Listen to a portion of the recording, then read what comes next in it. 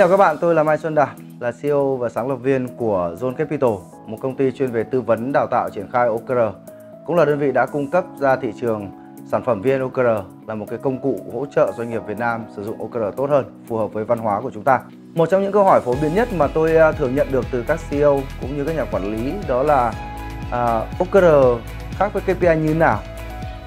Liệu chúng tôi có nên chuyển từ KPI sang OKR hay không? Trong video này tôi sẽ chia sẻ với các bạn các cái khái niệm, các cái định nghĩa về OKR cũng như là KPI và những cái quan điểm của cá nhân tôi về vấn đề này. Đầu tiên là chúng ta phải xem xét lại cái định nghĩa. Định nghĩa thì khá là ngắn. Theo Zonder thì OKR là một cái công cụ quản trị mục tiêu và các kết quả then chốt. OKR là một cái công cụ giúp cho chúng ta phối hợp để tạo ra các mục tiêu, sau đó liên kết và tập trung thực hiện các cái công việc để đạt được mục tiêu. Và điều quan trọng là với Zonder là các mục tiêu của OKR cần phải là mục tiêu khó khăn, mục tiêu tham vọng.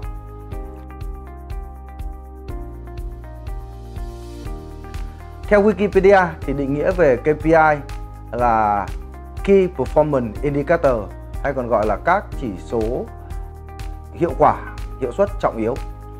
KPI là chỉ số để đánh giá hiệu quả hay là sự thành công của một tổ chức, một doanh nghiệp, một nhóm hoặc một hành động cụ thể. Với hai cái định nghĩa vừa rồi thì có lẽ là chúng ta vẫn đang phân vân là liệu chúng có gì khác nhau. Để dễ hiểu thì tôi sẽ lấy một ví dụ sau đây. KPI giống như việc chúng ta đi khám sức khỏe tổng thể định kỳ, và mỗi một lần khám sức khỏe như vậy thì thường là bác sĩ và bệnh viện sẽ trả lại cho chúng ta một cái bảng chỉ số có rất nhiều chỉ số khác nhau, từ tỷ lệ hồng cầu, nhịp tim của bạn, rồi huyết áp hay là mỡ trong máu vân vân.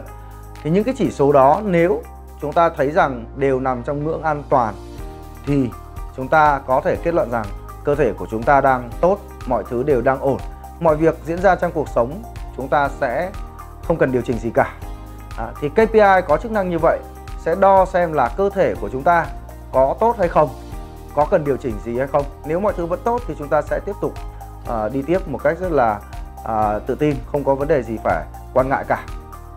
OKR thì khác. OKR không phải là một cái bảng chỉ số cho thấy cơ thể chúng ta khỏe. OKR là một cái công cụ giúp chúng ta làm những cái điều khó khăn hơn, những điều tham vọng hơn, những điều mà tưởng chừng nếu chúng ta không có sự thay đổi thì chúng ta sẽ không làm được.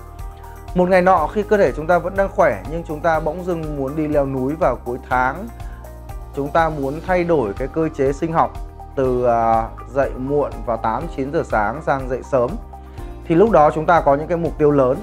Cái việc đi leo núi đòi hỏi những điều khác hơn ở cơ thể chúng ta, đòi hỏi chúng ta phải có một sức bền, một sức dẻo dai tốt hơn, đòi hỏi nhịp tim của chúng ta phải được cải thiện tốt hơn, đòi hỏi cơ chân, đòi hỏi cơ hông, đòi hỏi cơ tay của chúng ta tốt hơn thì chúng ta mới có thể thực hiện các cái động tác leo núi trong một ngày dài. Hoặc cái việc mà chúng ta muốn dậy sớm hơn cũng đòi hỏi chúng ta phải thay đổi cái cơ chế nghỉ ngơi mỗi ngày, chúng ta cần phải ngủ sớm hơn, chúng ta cần phải sinh hoạt khoa học hơn thì mới có thể điều chỉnh cơ thể để đạt được cái mục tiêu là ngủ sớm.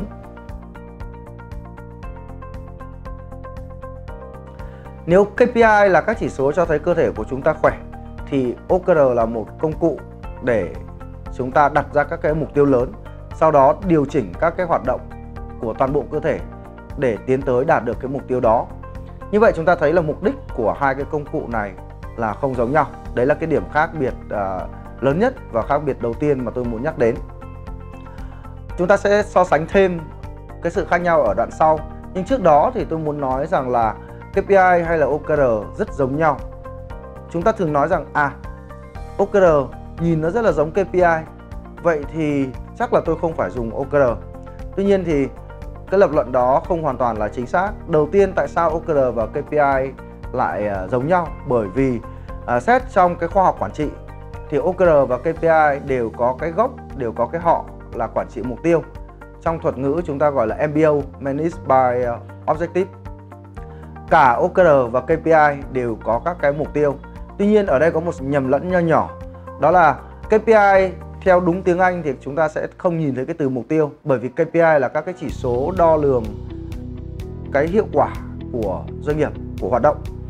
Và khi các doanh nghiệp vận dụng KPI thường sẽ tạo ra cho mình các cái bộ chỉ số để đo lường xem là kết quả tài chính có tốt hay không, kết quả kinh doanh có đang tốt hay không. Cái bộ chỉ số đó có tác dụng là nếu có bất cứ chỉ số nào mà chúng ta thấy rằng nó thấp hơn cái mà chúng ta mong muốn thì lúc đó doanh nghiệp sẽ phải để ý, bởi chúng ta đang bị ảnh hưởng bởi sức khỏe của doanh nghiệp đang không tốt. Và bằng một cách rất thông thường là các lãnh đạo chúng ta sẽ ngay lập tức gọi nhân viên đến và yêu cầu nhân viên nắm giữ các KPI và giao cái KPI đó vào trách nhiệm của họ luôn. Hay nói cách khác, chúng ta đang biến KPI thành cái mục tiêu. Tuy nhiên thì KPI, nhắc lại, không hoàn toàn là cái công cụ quản trị mục tiêu. Chúng ta vừa tìm hiểu khái niệm về OKR và KPI. Vậy nó giống và khác nhau như thế nào? Hãy theo dõi trong phần tiếp theo nhé! Đây sẽ là một video chuyên sâu và dày dặn, nên hãy ủng hộ đội ngũ thực hiện bằng cách subscribe kênh VN OKR và gia nhập ngay cộng đồng VN OKR để được chuyên gia Mai Xuân Đạt và những chủ doanh nghiệp có kinh nghiệm thực thi OKR giải đáp các thắc mắc. OKR và KPI đều có gốc là MBO, bởi vậy chúng ta thấy rằng có sự giống nhau đáng kể. Cái điểm giống nhau thứ hai mà chúng ta có thể nhìn thấy rõ ràng đó là cả trong OKR và KPI đều có chữ K, tức là Key. OKR hay KPI sẽ không bao gồm tất cả các cái hoạt động, tất cả các cái chỉ số có trong các hoạt động của doanh nghiệp. Khi thực hiện OKR và KPI, chúng ta cần một cái quá trình nào đó để có thể lựa chọn ra các chỉ số thực sự cần đo, muốn đo, thực sự trọng yếu, thực sự ảnh hưởng đến sức khỏe hay là sự phát triển hay là cái sự thành công của doanh nghiệp. Cả OKR và KPI đều có thể giúp doanh nghiệp cải thiện cái hiệu suất, tăng năng suất làm việc. Đấy là những cái điểm giống nhau. Bây giờ chúng ta sẽ cùng bàn về các điểm khác nhau của OKR và KPI. Xem xét lại cái ví dụ ban đầu, đó là OKR là một cái công cụ giúp chúng ta đưa ra những các cái quyết định để tập luyện khó khăn hơn, đạt được các cái thách thức hơn như là leo núi, như là thay đổi giấc ngủ sinh học. Còn KPI có mục đích là đo lường xem cơ thể của chúng ta có khỏe hay không. Và nếu KPI có vấn đề thì chúng ta sẽ biết rằng vấn đề nằm ở đâu và từ đó đi tới các cái quyết định phù hợp trong doanh nghiệp. Thì mục đích của hai cái công cụ này là khác nhau. Tôi xin phép tóm tắt, OKR được sử dụng để đạt các cái mục tiêu tham vọng, mục tiêu khó khăn. Còn KPI được sử dụng để đo lường cái sức khỏe, cái sự thành công của doanh nghiệp một cách liên tục. Cái điểm khác nhau tiếp theo của OKR và KPI đó chính là cái cấu trúc. KPI thì bao gồm các con số và các con số này cần đảm bảo các cái tính chất về SMART đều phải đo lường được một cách rất là cụ thể, có giới hạn thời gian cụ thể, có ý nghĩa với tổ chức. Còn OKR thì sẽ có hai phần, bao gồm là O là Objective, là các cái mục tiêu, và Key Result là các cái kết quả chính, kết quả then chốt, kết quả quan trọng. Chúng ta có thể sử dụng nhiều cách gọi khác nhau, nhưng chúng ta nhớ là có cái từ Key ở đây là Key Result. Bởi vì cái cách bố cục khác nhau như vậy nên là cái cách mà chúng ta thiết lập OKR và KPI sau này nó cũng khác nhau. Tôi lấy một cái ví dụ. Chẳng hạn là phòng kinh doanh có thể sẽ nắm giữ các cái chỉ số sau để làm mục tiêu cho mình. Phòng kinh doanh sẽ có chỉ số là số lượng khách hàng, số lượng doanh số đem về, số lượng khách hàng cũ quay trở lại, vân vân. Có rất nhiều chỉ số tùy từng các doanh nghiệp mà chúng ta sẽ có các chỉ số để cho phòng kinh doanh riêng. Còn đối với OKR thì cấu trúc sẽ như sau. Ở quý này tôi là một nhân viên của phòng kinh doanh và tôi muốn đạt được cái danh hiệu là nhân viên kinh doanh tốt nhất của quý. Vậy thì tôi sẽ suy nghĩ và đưa vào các cái key result như sau. Thứ nhất là cái doanh số của tôi phải đạt là x xì. Thứ hai là cái tỷ lệ khách hàng trung thành của tôi phải đạt 90%. Thứ ba, tôi muốn là giá trị trung bình các hợp đồng tôi ký phải đạt được con số N nào đó. Thì đấy là định nghĩa của một cá nhân nhất định về thế nào được gọi là nhân viên kinh doanh xuất sắc của phòng kinh doanh trong quý. Thì trong cái ví dụ vừa rồi chúng ta sẽ thấy rằng là đâu đó có rất nhiều các cái chỉ số nằm trong KPI đã trở thành đã giống như là các cái key result. Điều này là rất bình thường. Tuy nhiên thì OKR không hoàn toàn đưa các cái chỉ số KPI vào trong cái bộ chỉ số đo lường các kết quả của mình. Tôi lấy một ví dụ như sau. Nhân viên kinh doanh của tôi khi nhận cái mục tiêu về mình, đó là trở thành một cái nhân viên kinh doanh xuất sắc nhất của phòng trong quý tới. Ngoài các chỉ số như là doanh số, ngoài các chỉ số như là tỷ lệ khách hàng quay trở lại hoặc là giá trị trung bình trên một khách hàng, bạn ấy nhận ra rằng để trở thành nhân viên xuất sắc nhất, bạn cần đạt được các cái chứng nhận cao nhất trong nghề của mình để bổ sung kiến thức, để trở thành người có hiểu biết nhất của phòng kinh doanh. Vậy sẽ bổ sung một cái KPI số 4, đó là tốt nghiệp 3 cái khóa học chuyên môn do công ty chỉ định hoặc do bạn ấy chọn. Thì chúng ta sẽ thấy KPI số 4 này hoàn toàn sẽ không bao giờ xuất hiện ở trong một cái bộ KPI. Hãy nhớ rằng là KPI đo lường các chỉ số để cho thấy chúng ta đang hoạt động hiệu quả. Nhưng để hiệu quả hơn, để đạt được những mục tiêu lớn hơn, đôi khi chúng ta cần phải chú ý tới những cái mặt khác mà thông thường chúng ta chưa làm. Ví dụ như phải đi học các cái khóa học mới để nâng cao chuyên môn. Ví dụ như là phải chia sẻ thêm những thứ của mình học với các đồng nghiệp. Qua cái ví dụ vừa rồi thì chúng ta thấy rằng là KPI với OKR có rất nhiều lúc sẽ giống nhau và có những lúc sẽ không giống nhau, tùy vào mục đích và cái trạng thái chúng ta muốn sử dụng vào thời điểm đó. Một cái điểm khác biệt nữa giữa OKR và KPI rất quan trọng. KPI thường có chiều thiết lập là thác đổ từ trên xuống, còn OKR là một cái sự hợp tác 3 chiều dưới lên, trên xuống và chéo sang. Để thiết lập KPI của một tổ chức, thông thường sẽ có các cái cuộc họp cấp cao. Các lãnh đạo cấp cao sẽ đề xuất ra các cái chỉ số mà công ty mong muốn trong cái năm tới, trong cái quý tới.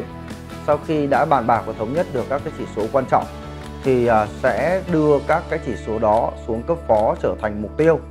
Mục tiêu của cấp phó sẽ được chia nhỏ ra vào các phòng ban và sau đó các phòng ban sẽ chia cái mục tiêu của mình cho nhân viên. Đó là cách thức mà KPI hoạt động.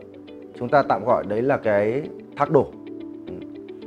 Với OKR thì khác. OKR đòi hỏi một cái sự thống nhất trong toàn bộ tổ chức. Cho nên cái quá trình để tạo ra bộ OKR của công ty, của mỗi người trong tổ chức, đó là một cái quá trình đàm phán từ dưới lên, từ trên xuống và từ chéo sang. Tôi lấy ví dụ trong một cuộc họp với công ty Marketing Work, là một cái startup mà tôi có tham gia vào.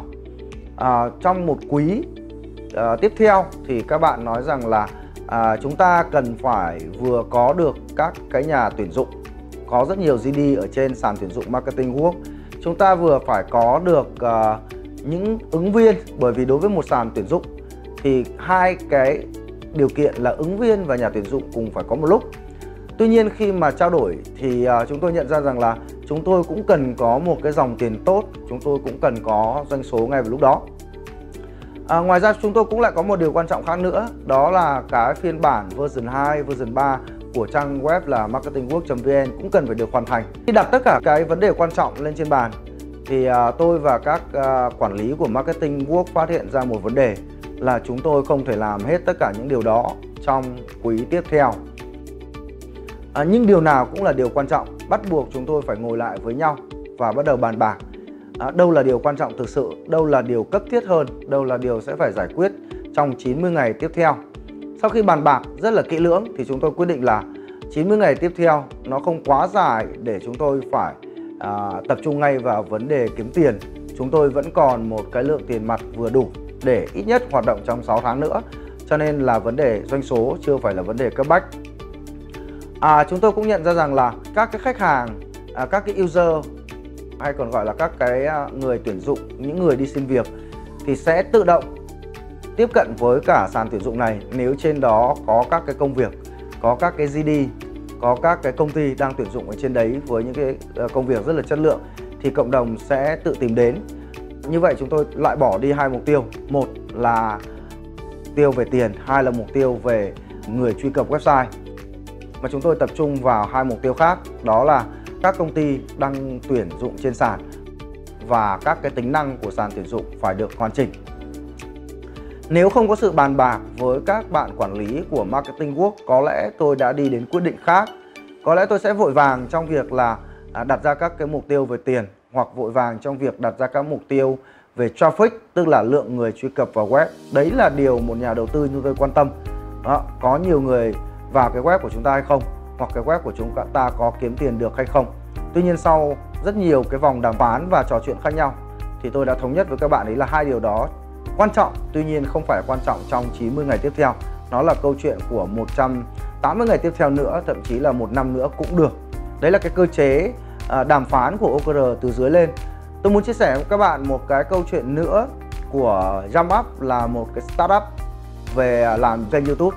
Có một cái tình huống rằng các bạn ấy đã chia sẻ với tôi, các bạn ấy có hai cái bộ phận chính. Một là bộ phận tạo ra các cái món ăn, và các món ăn đấy vừa phải ngon lại vừa phải đẹp. Và một bộ phận là các bạn làm video chuyên quay và dựng các video về món ăn, sau đó thì up lên kênh YouTube.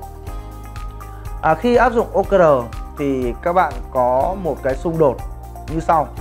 Những người làm ra món ăn chỉ có khả năng làm 5 món ăn một ngày với cái chất lượng được cấp trên phê duyệt. Nó phải đẹp và nó cũng phải ngon nữa. Nếu các bạn ấy tăng cái số lượng món ăn cần làm trong một ngày lên thì sẽ không đảm bảo được chất lượng và cái độ đẹp của món ăn. Tuy nhiên các bạn bên bộ phận quay dựng thì lại có khả năng quay tới 10 cái video một ngày. Các bạn quay dựng đã nói với các bạn tạo ra món ăn rằng các bạn cần phải tăng tốc lên.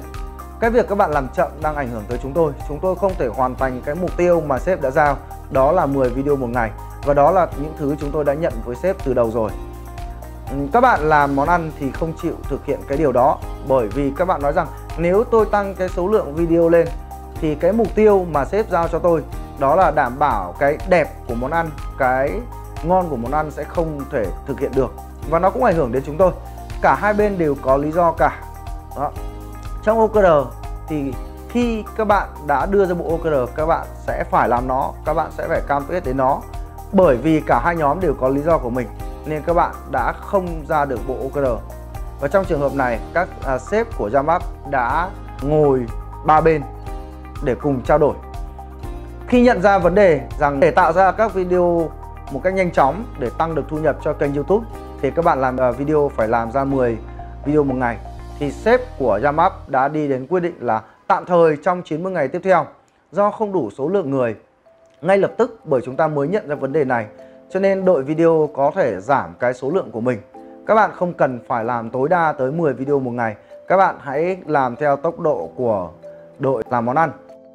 Và trong cái quá trình đấy thì bộ phận nhân sự của JumpUp sẽ tiếp tục tuyển dụng thêm những người khác vào bộ phận món ăn. Và nếu ngay trong vòng 90 ngày có thể tuyển dụng được thì hoàn toàn có thể tận dụng tối đa cái năng suất của đội video. Còn nếu không, đội video có thể làm chậm lại một chút. OKR đã chỉ ra một vấn đề, đó là các cái bộ phận trong tổ chức không phải lúc nào cũng có cái năng lực giống như nhau. Cái việc chúng ta làm sẽ ảnh hưởng tới việc của người khác. Nếu chúng ta làm chậm hơn cũng không tốt.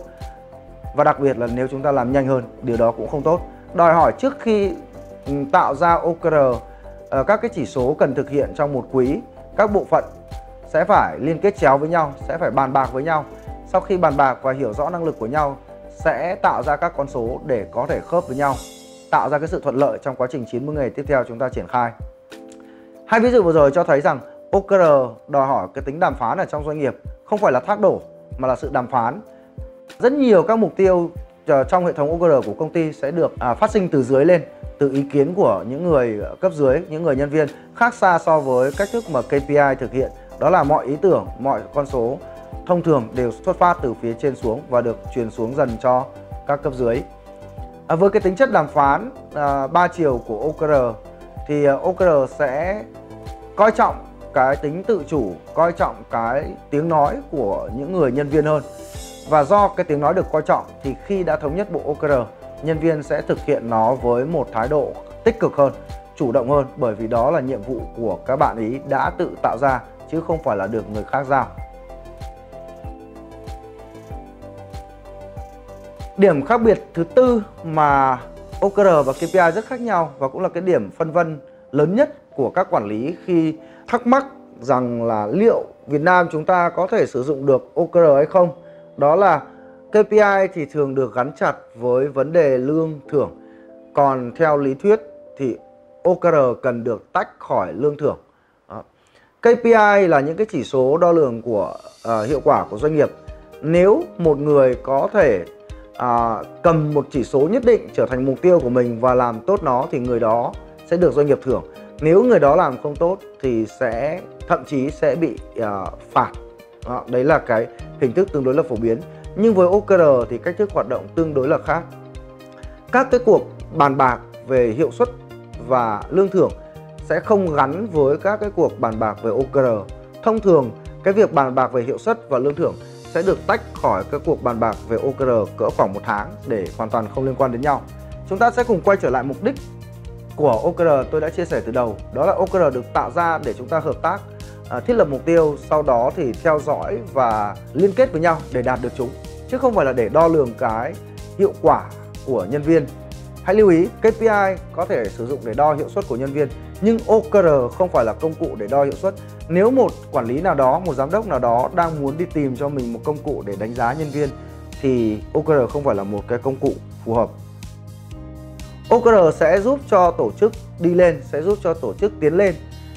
Nếu tổ chức luôn đặt ra các mục tiêu khó khăn, vượt khỏi cái khả năng của mình, thì đòi hỏi tổ chức phải có một cái văn hóa, đó là dám chấp nhận cái thất bại và không trừng phạt những thất bại, không trừng phạt những tham vọng. Nếu một ai đó nhận các mục tiêu thực sự khó khăn, vượt khỏi cái khả năng của họ, nhưng khi không đạt được, họ lập tức bị phạt, bị mất thưởng, thì lần sau họ sẽ không tự mình tạo ra những cái mục tiêu khó khăn như thế nữa. Không ai muốn điều đó cả.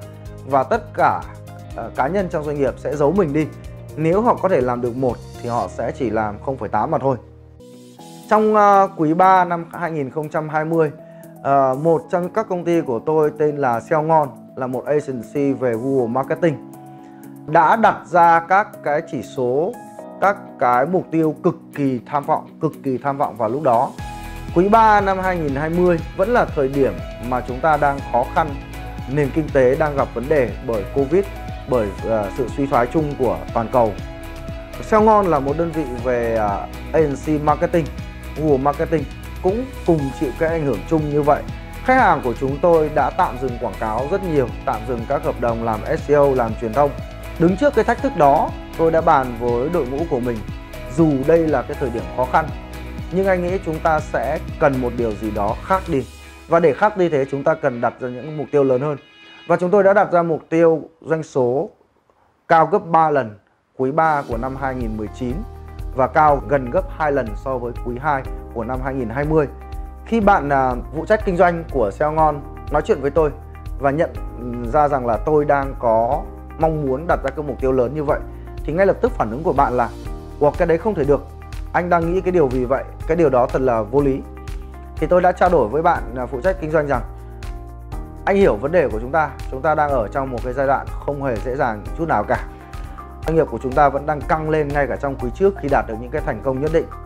Tuy nhiên, OKR được sinh ra là để giúp chúng ta đạt được những mục tiêu tham vọng. Sẽ chẳng có cái gì xảy ra cả nếu chúng ta luôn lo sợ và đạt ra những cái mục tiêu vừa phải." Đó.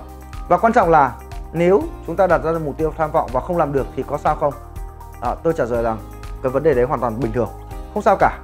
Và do tôi rất thoải mái với việc nếu chúng ta không đạt được mục tiêu tham vọng thì không sao cả, nên bạn phụ trách kinh doanh đã tự tin rằng ok, vậy thì em sẽ cùng làm với anh cái chuyện này. Chúng ta sẽ cùng hướng tới con số doanh số cao gấp 3 lần năm ngoái và gấp 2 lần quý trước. Kết quả cuối cùng là chúng tôi chỉ đạt được 60% mục tiêu, tương đương với việc gấp 1,5 lần của năm ngoái và cao hơn quý trước một chút. Nhưng đấy không phải là điều thực sự quan trọng diễn ra trong quý 3 năm 2020 khi chúng tôi đạt được các kết quả kinh doanh tương đối là khả quan. Mà tôi nhận thấy rằng là toàn bộ các bạn nhân viên, các phòng ban trong tổ chức của chúng tôi, trong công ty của chúng tôi đã liên tục nghĩ các cái giải pháp mới, nghĩ những cái cách thức làm mới. Bởi vì mọi người đều hiểu một điều rằng nếu chúng ta vẫn làm theo cách cũ thì sẽ không bao giờ đạt được các mục tiêu tham vọng như chúng ta đã đặt ra. Toàn bộ tổ chức đã ngồi với nhau, đã tìm kiếm các cái giải pháp, từ việc là chúng ta đã lựa chọn nhóm khách hàng như vậy đã đúng chưa, chúng ta có cần thêm nhóm khách hàng nào không, chúng ta có cần sử dụng thêm các cái kênh truyền thông nào khác để tiếp cận các cái nhóm khách hàng lớn hơn không. Nếu không làm những cái điều mới chắc chắn chúng ta sẽ thất bại. Và OKR đã mang lại cho chúng tôi một quý đầy cảm xúc với những sáng tạo mới, với những lo lắng, tuy nhiên không bỏ cuộc. Kết quả chúng tôi đạt được 60% thôi, nhưng đó là một cái điều rất đáng mừng.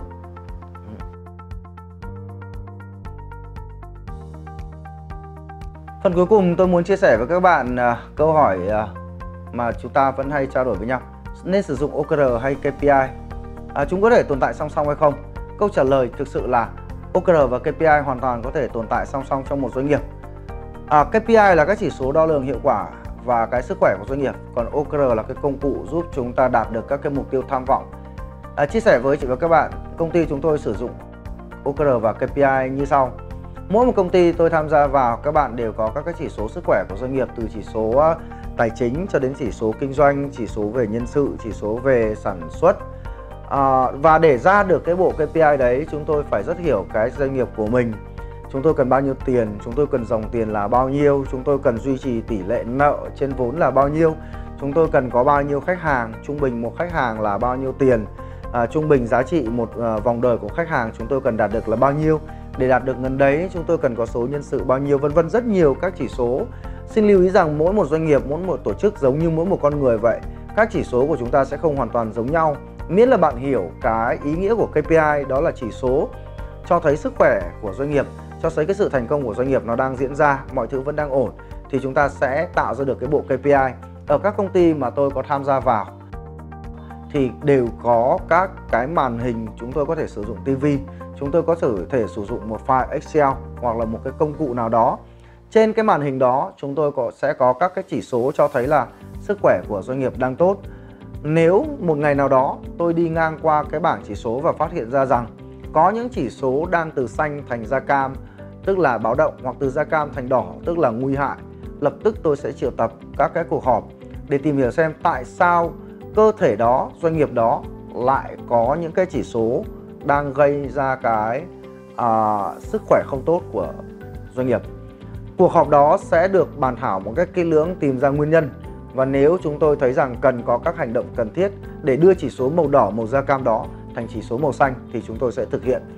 Và tất nhiên là nếu các cái hành động của chúng tôi tốt, mọi thứ nó trở lại màu xanh thì chúng tôi lại yên tâm với doanh nghiệp của mình tiếp. Đó là cách mà tôi đang vận dụng cái KPI trong doanh nghiệp của mình. Và bởi vì cái tính chất quan trọng của KPI cho thấy rằng tổ chức của mình đang khỏe mạnh, thì tôi cũng đồng thời đưa ra các cái cơ chế lương thưởng dựa trên các cái chỉ số đó. Bởi vì tôi biết rằng nếu chỉ số này tốt thì tôi sẽ có đủ tiền để trả lương và trả thưởng cho nhân viên của mình. Và nếu chỉ số đó không tốt thì ngay lập tức cái vấn đề lương thưởng cũng sẽ bị ảnh hưởng. Hay nói cách khác, tôi sẽ gắn cái hệ thống KPI với các cái vấn đề tiền lương và thưởng. Tuy nhiên, để các doanh nghiệp có thể phát triển vượt bậc, lựa chọn các vấn đề quan trọng để làm hàng quý, đạt được các cái mục tiêu tham vọng của năm hay là mục tiêu 5 năm, vân vân, chúng tôi đã lựa chọn OKR để đưa vào hoạt động của mình. Các cái cuộc bàn thảo về OKR sẽ bao gồm những câu như sau. Chúng ta sẽ làm điều gì quan trọng trong 90 ngày tới? Đâu là cái điều mà doanh nghiệp sẽ phải tập trung vào? Đâu là cái điều mà sẽ giúp doanh nghiệp tiến lên hơn nữa? Đâu là cái điều gì sẽ giúp tạo ra sự tiến bộ trong cái quý tiếp theo? Như vậy chúng ta thấy rằng là OKR và KPI hoàn toàn có thể sử dụng song song, bởi vì mục đích và mục tiêu của hai cái công cụ này là khác nhau. Nếu bên KPI có các chỉ số về dòng tiền, có các chỉ số về vốn trên tài sản, vân vân, có các chỉ số về số lượng khách hàng, thì bản thân bên OKR đâu đó chúng ta cũng sẽ nhìn thấy các cái key result liên quan tới những cái hoạt động như vậy. Bởi vì suy cho cùng thì cả OKR và KPI đều đo lường các vấn đề quan trọng trong doanh nghiệp. Hoàn toàn có thể thấy KPI trong các key result và ngược lại các key result cũng có thể sẽ giống như KPI. Điều cuối cùng mà tôi muốn chia sẻ với các bạn, đây là hai công cụ hoàn toàn khác nhau, được sinh ra với các cái nhiệm vụ, với các cái mục đích khác nhau. Để sử dụng được các công cụ này, chúng ta cần hiểu cốt lõi, bản chất, và hy vọng rằng qua video này các bạn đã nắm được một phần nào cái sự giống và khác nhau của OKR và KPI. Nếu muốn đạt các mục tiêu tham vọng, các bạn có thể sử dụng OKR. Muốn doanh nghiệp của mình khỏe mạnh và ra các quyết định đúng đắn, các bạn có thể sử dụng KPI, và các bạn hoàn toàn có thể sử dụng cả hai công cụ này một lúc. Wow, đã có ai nói cho bạn những kiến thức về OKR dưới góc độ thực tế như vậy chưa nhỉ? Còn chưa hết, phần cuối video sẽ là những kênh kiến thức miễn phí để bạn liên tục học hỏi thêm trong quá trình học và thực hành OKR tại Việt Nam. Nhưng trước tiên, hãy subscribe kênh YouTube VN OKR ngay nhé! bảo đảm sẽ luôn là những kiến thức từ chuyên gia có kinh nghiệm thực tế triển khai OKR đúng, thành công cho doanh nghiệp của mình và nhiều doanh nghiệp vừa và nhỏ tại Việt Nam qua hệ thống phần mềm VN OKR. Nếu các bạn thấy các kiến thức mà tôi chia sẻ hợp lý và muốn theo dõi thêm thì xin giới thiệu một số cái nguồn tư liệu mà bản thân tôi hay nghiên cứu, hoặc là những cái nguồn tư liệu mà chúng tôi đang có. Tại Việt Nam thì tôi đã thành lập một cái nhóm hoạt động về OKR tên là VNOK, hoạt động ở trên Facebook và có cả những cái hoạt động offline. Đây là một nhóm gồm rất nhiều các cái quản lý, các cái CEO quan tâm về ứng dụng OKR. Có những người đã ứng dụng OKR rồi và có những người còn đang tìm hiểu. Mọi người thường hay hỏi nhau rất nhiều các cái câu hỏi ở trong đó, và tôi cũng tham gia chia sẻ cũng như là trả lời các cái thắc mắc của mọi người ở trong cộng đồng VNOK. Ngoài ra thì các bạn cũng có thể tham khảo chính cái kênh YouTube mà các bạn đang xem video này.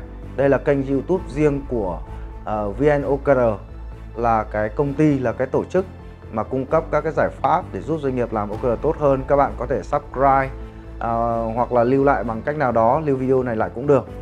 Nếu các bạn muốn đọc các cái tài liệu gốc của tiếng Anh thì có thể truy cập vào website whatmatter.com.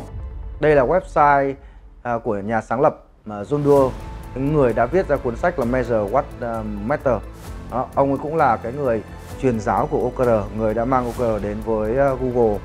Các bạn có thể đọc thêm website của ông Philip Castro, là một trong những chuyên gia hàng đầu về OKR của thế giới.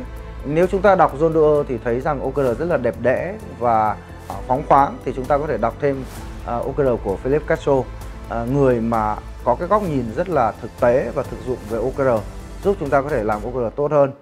Và nếu các bạn muốn đọc các tài liệu tiếng Việt, những cái chia sẻ nhiều hơn từ chúng tôi, thì có thể vào cái địa chỉ là blog.okr.vn. Đấy là toàn bộ những cái nơi mà bản thân tôi và các cộng sự của mình, những người đồng nghiệp, những người trong cộng đồng hay tham khảo các kiến thức của OKR. Hy vọng rằng sẽ giúp được anh chị và các bạn tìm hiểu kỹ về OKR. Và nếu có bất cứ câu hỏi nào, hãy comment ở phía dưới hoặc tham gia cộng đồng VNOK của chúng tôi. Xin cảm ơn và hẹn gặp lại trong các video khác. Xin chào các bạn, tôi là Mai Xuân Đạt, Zone Capital VNOKR.